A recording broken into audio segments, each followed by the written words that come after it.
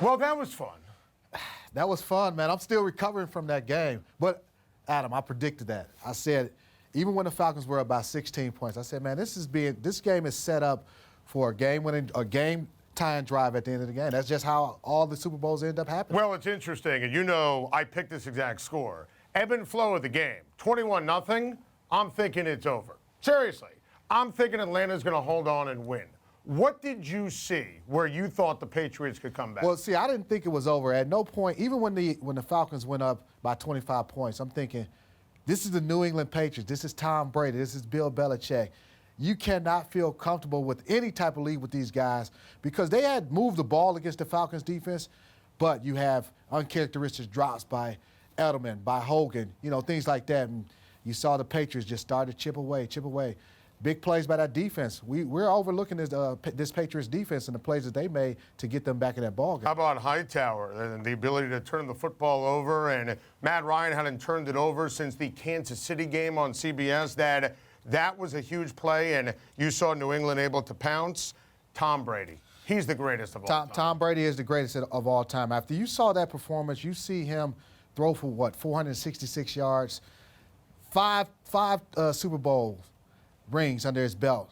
That conversation is over. It's over. You got to talk about something else. You can't continue to talk about and question this Tom Brady, the greatest quarterback ever. It's interesting. You referenced the drops. I mean, Chris Hogan turned back into a pumpkin, turned back into a lacrosse player. And, Edelman with uncharacteristic drops, they had to survive their own slop. I mean, think about it. The blunt fumble, we talked about that in the beginning. Gostkowski, missing the extra point, the botch onside kick. Josh McDaniels didn't call a great game.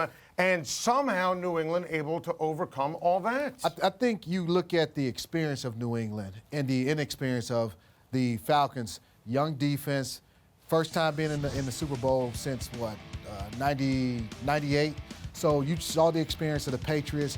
Belichick and Brady, they've been here before, but McDaniels has been there before. He knew, okay, I'm going to call plays to get us back in the game. And that defense, I mean, they didn't blink.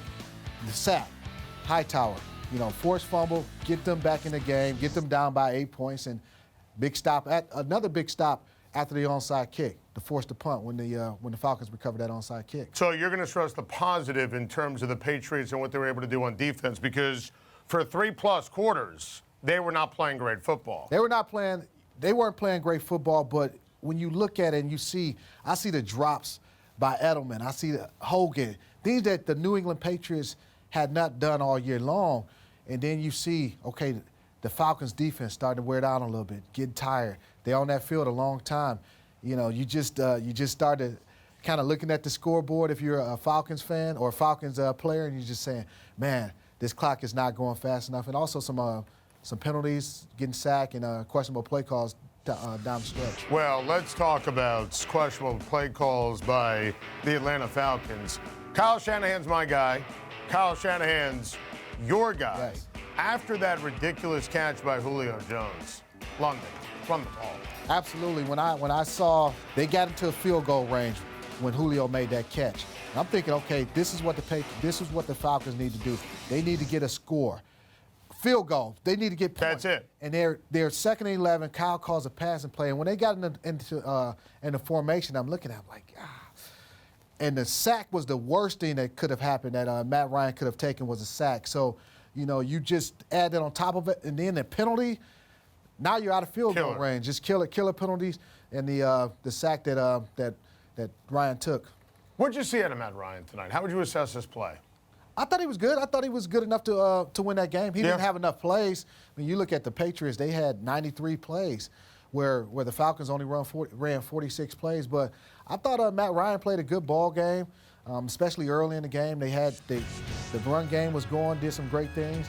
But again, you just had Tom Brady he played a phenomenal game. And it's interesting. I didn't feel like it was phenomenal early on.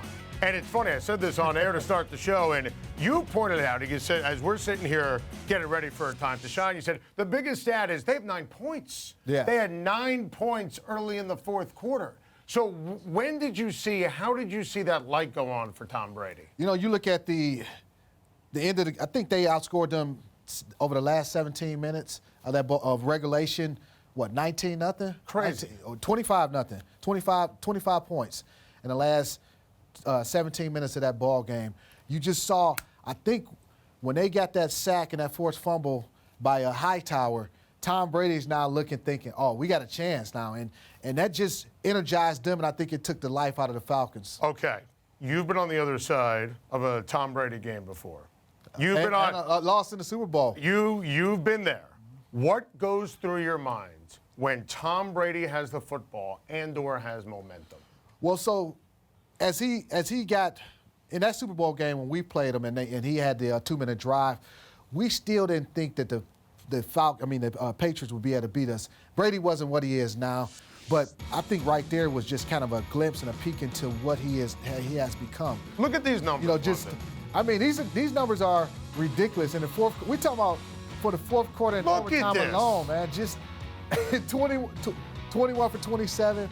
I think you also saw what coming into the ball game. We talked about the Falcons' defense not being able to stop the Patriots' offense. And early in the game, they were making some plays, just the interception for a touchdown, but eventually Tom Brady just kept chipping away, and they attacked players in that Falcons secondary that they knew that they can make plays on. I said earlier in the show, if you're a fan of the Atlanta Falcons, you'll never get over this. If you're a player on the Atlanta Falcons, I have to imagine you'll never get over it. You'll never get over it. I've still yet to get over the loss we had when I was with St. Louis when we lost to the Patriots. I have not watched that film. I believe you. That game in replay or anything. I refuse to watch it. So you will never get over it regardless of what you accomplish later on in life, because you look at the Seahawks. They still talk about that loss they had to the Patriots. That's a great example. I mean, you will never forget that. You'll never overcome that. The Falcons, they have to live with this and knowing that they blew a 25-point lead in the Super Bowl. But that needs to be discussed. And again, that's how we structured the show, and I don't want it to get lost in the shuffling and conversation here. Patriots won, epic comeback. Brady's the best ever. Belichick's the best ever. Falcons blew it. Falcons blew it. You had to have some. You had to have a active participant or willing participant. I mean, they were leading by 25 points. That's amazing that you allow somebody to outscore you. They scored 31 unanswered points.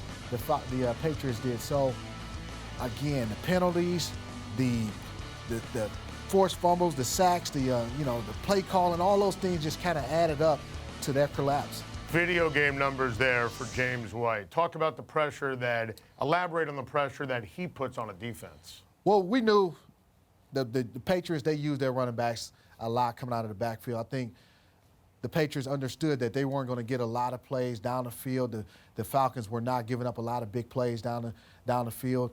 And it's a credit to Tom Brady and the Patriots and their offensive staff understanding that we're going to take the defense, what the defense gives us. We're not going to force things. If we like our matchups one-on-one, White against the linebackers, and, he had a phenomenal game. 14 catches. Incredible.